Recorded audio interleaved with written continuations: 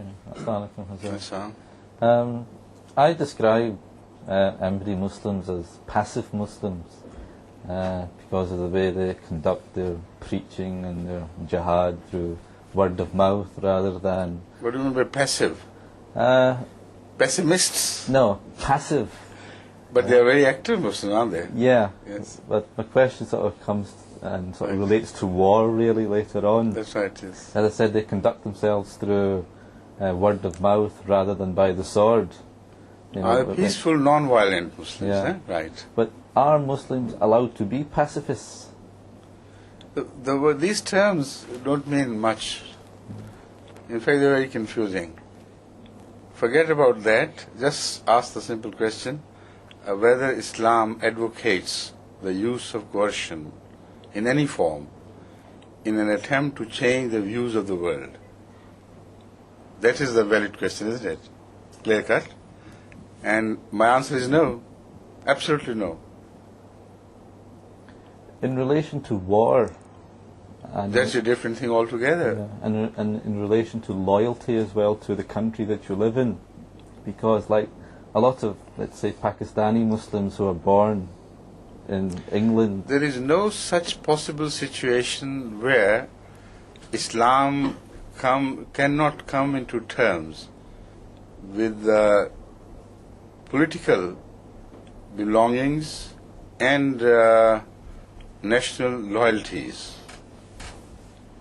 There is no contradiction between, a possible contradiction between the two situations of loyalty to Islam or loyalty to the country. Mm-hmm. Only rarely such things are possible and conceivable. For instance, according to Islam, you must remain loyal to your own country. And to be loyal to the country is a part of the faith. Hubbul watane min al-iman. These are the very words of the founder of Islam. That love of your country is a part of your faith.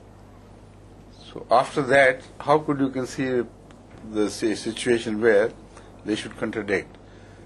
But in general, we can find such possible situations where one's religion cannot... the loyalty to one's religion cannot be maintained if you succumb to the social pressures around, or sometimes political pressures as well. But they are specific points, specific issues, which have to be discussed, by quoting the case, building the case of such contradictions. Then I can answer that. In principle, the Holy Quran, speaking on the subject, says, you must remain loyal, obey, you must obey Allah, the Prophet, and the ruler, whoever rules you, the government of the time. If you find a situation where they interfere with your religion and pressurize you into changing your religion, then turn to Allah and the Prophet, and then from then on, you are released from their obedience. Mm-hmm. This is the principal education, the teaching in the Quran, right?